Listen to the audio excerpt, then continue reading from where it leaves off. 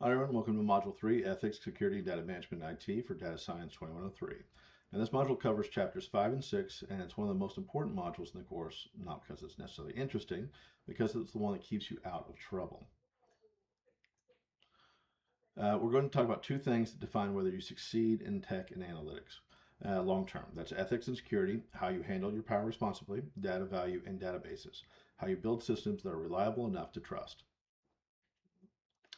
Now, this matters because data work has consequences. When you analyze data, you're influencing decisions about people, who gets hired, who gets approved, who gets flagged, and who gets targeted, and who gets ignored.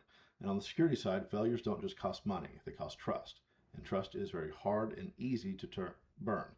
Um, Ethical failures don't just cost company credibility, they cost you your reputation and career. And databases are the backbone of analytics. If your data foundation is messy, your analysis becomes expensive fiction. So this module is about building a professional mindset, secure, ethical, reliable, and defensible.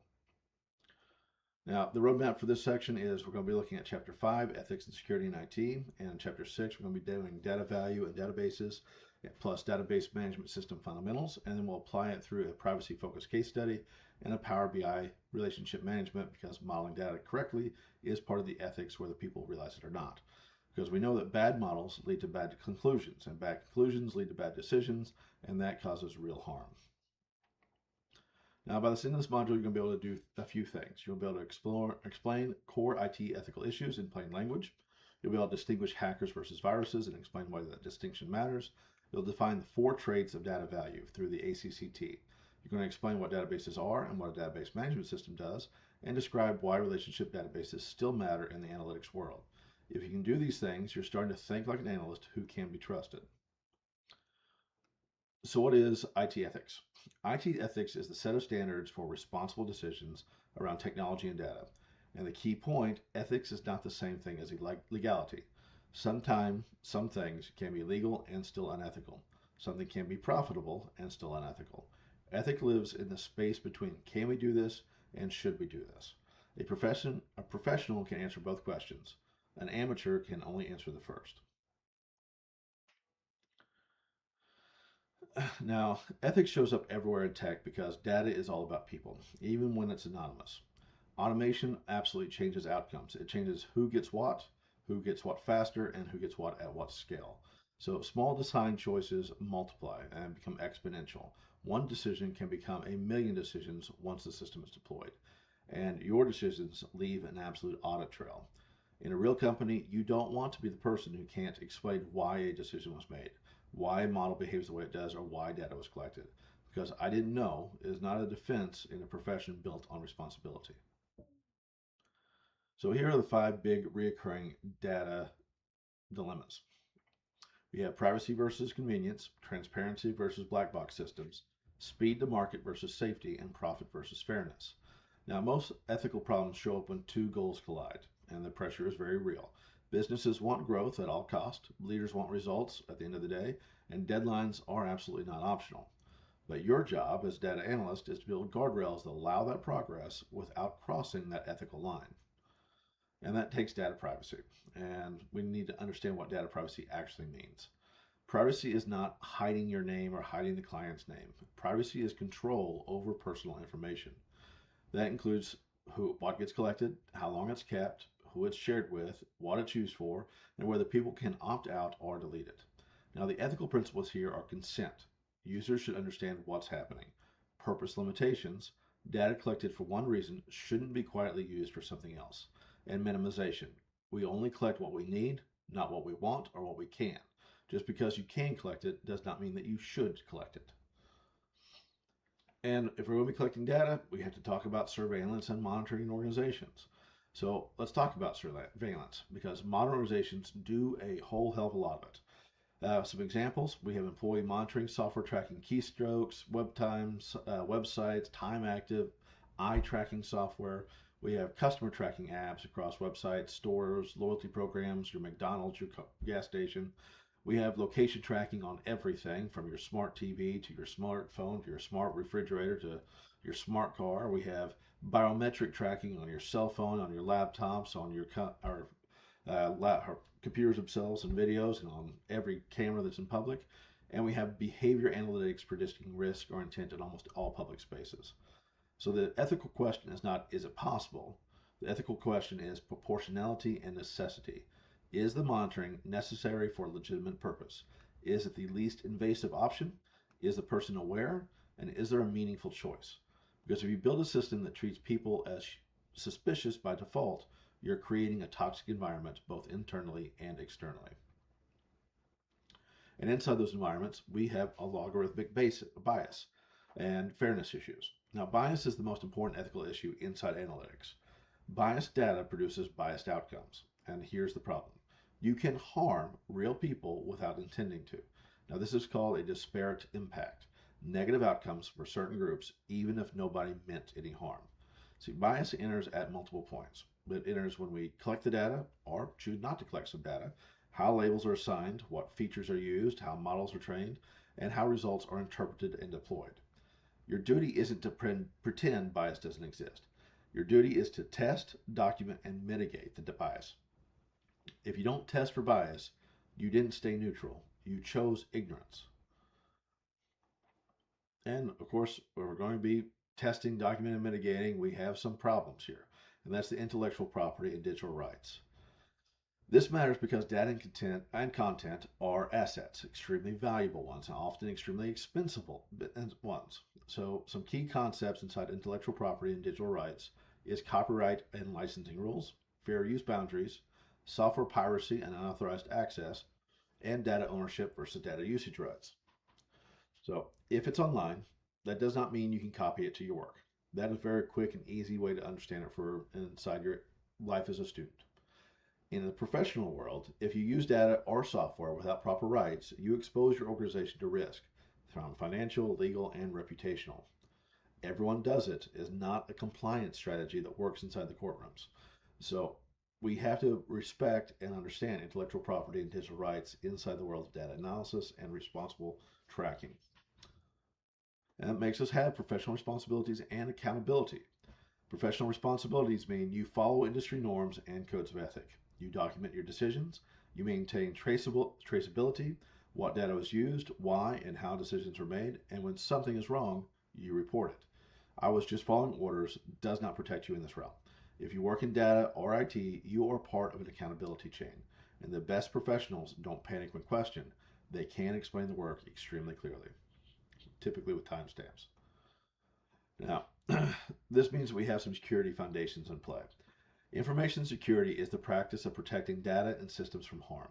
And here's the mindset shift you will really need to make if you're going to be in this realm. Security is risk management, not risk elimination. I'll say it again. Security is risk management, not risk elimination. If someone or company or anyone else promises perfect security, they are selling you garbage. They cannot deliver on. Also, security is not just an IT issue. It's a business issue because a security breach costs the business money, downtime, lawsuits, regulatory penalties, and reputation damage. So our best models for our security come from the CIA triad. That's confidentiality, integrity, and availability. You keep your data private, you keep data correct and unaltered, and you keep systems usable when needed. And there are trade-offs, unfortunately, to the CIA triad. You can increase security, but that always reduces convenience. You can increase availability, but that always creates new vulnerabilities. So good security is balancing these based on real business needs and the real world environments. Because you're going to have threats and vulnerabilities when you're dealing with data. And there are distinctions to these. A threat is something that could cause harm. A hacker, ransomware, natural disasters. A vulnerability is a weakness that can be exploited. Everything from unpatched software, weak passwords, and poor permissions. The risk is your probability multiplied by your impact.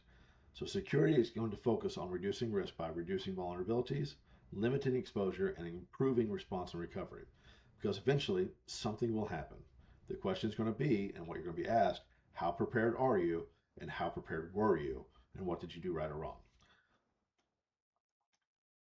And one of the best ways of protecting their security is authentication versus authorization. Now, this one matters because breaches often happen here. Authentication answers, who are you? Authorization answers, what are you allowed to do? People tend to mix these up constantly. An example in real world, a system verifies your login. That's authentication. Then it determines what files you can access. That's authorization. If the authorization is weak, someone can be logged in properly and still access things they shouldn't. This is where the principles of least privilege comes in. We give people the minimum access they need to do their job and absolutely nothing more. Because inside of data security, the biggest issue for security is social engineering. Social engineering is the simplest and most effective attack strategy. They hack the person, not the system. And this can come as phishing emails, text scams, voice scams, impersonating and pretexting. And the reason it works is because of user error is extremely predictable. The defense for this is not just tell people to be careful. The defense here is training, verification steps, multi-factor authentication, and a culture where people are encouraged to report suspicious things very, very quickly. Because when the attacks happen, they're going to come out in a variety of ways against you. So let's quickly define the big malware types.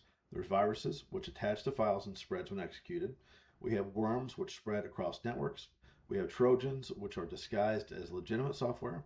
We have ransomware, which locks and encrypts your data for payment. And we have spyware, which secretly collects information. Now, ransomware is so damaging because it hits availability and integrity at the same time. If you can't access data and you can't trust your systems, you're in a real problem. And prevention for this is always patching, MFAs, and backups. It is always cheaper than recovery. If you can stop the attack beforehand, it is always going to be better off than trying to recover from it on the back end. Because the people who are hacking you are hackers, and they're using viruses. And hackers and viruses are not the same thing. A hacker is a person, a motive with intent and methods. A virus is a software, a tool that spreads and infects. Now, this matters because the response changes depending on the source. If it's a virus outbreak, you focus on containment, patching, and restoring. If it's a human attacker, you focus on credentials, access, investigation, and monitoring for persistence. One is a tool, the other is an adversary using tools. And there are some types of hackers. They're not all just bad guys. Hackers are in categories by intent. We have white hat hackers, which are authorized testing agents that are doing defensive testing. We have black hat hackers, which have criminal intent.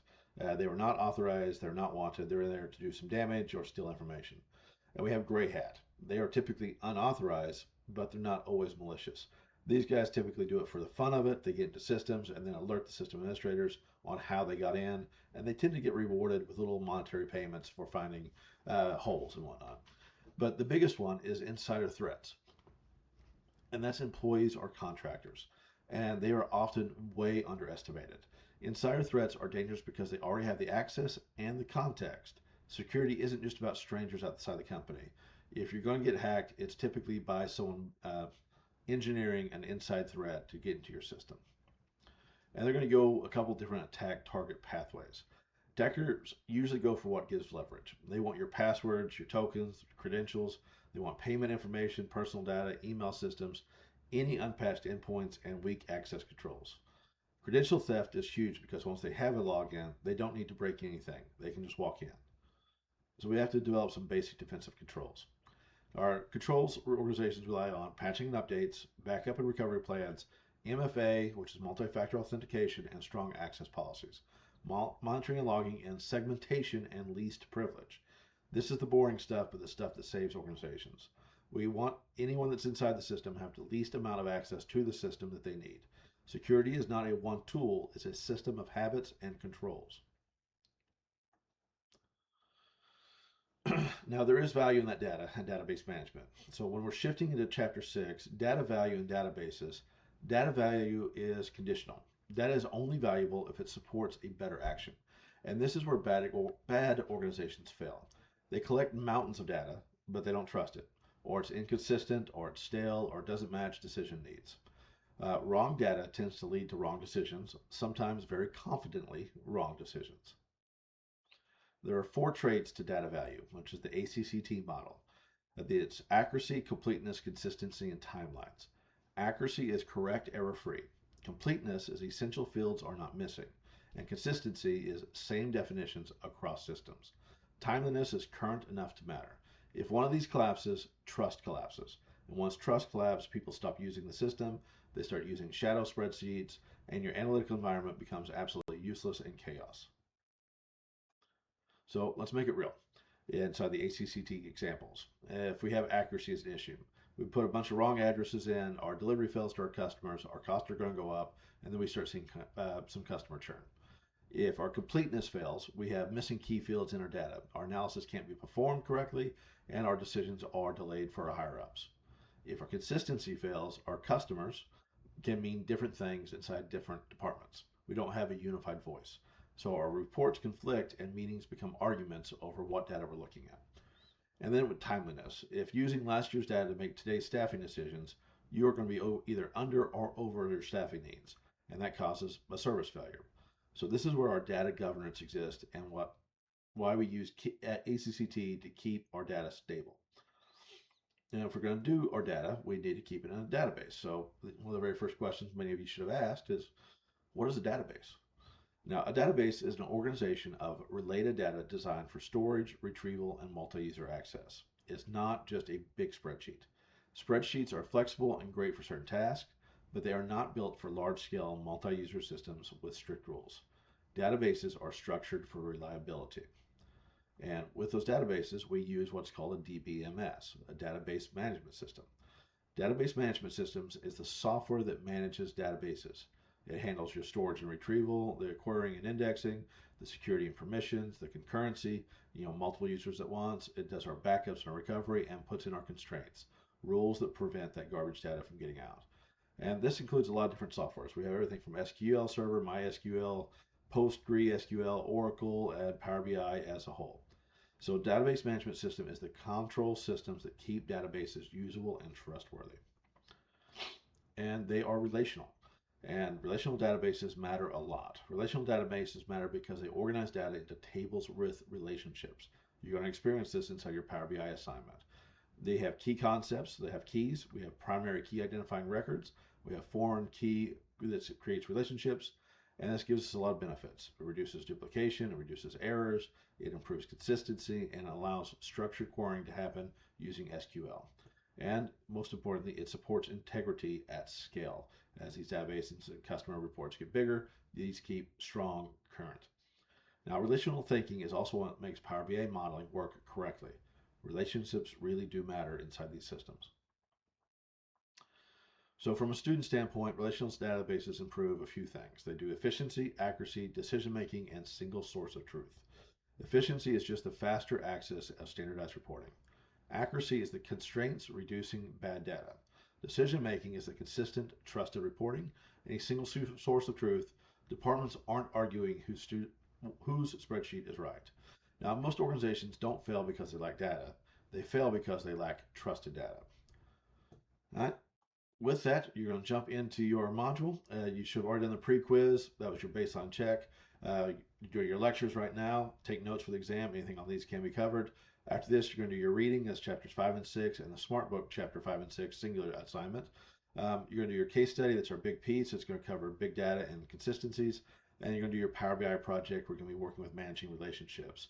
So we're looking at our foundation, our theory, our implementation, all in one single piece. That's what each module is always about. Our foundations are book, our theory is our case study, and our applications are Power BI assignment.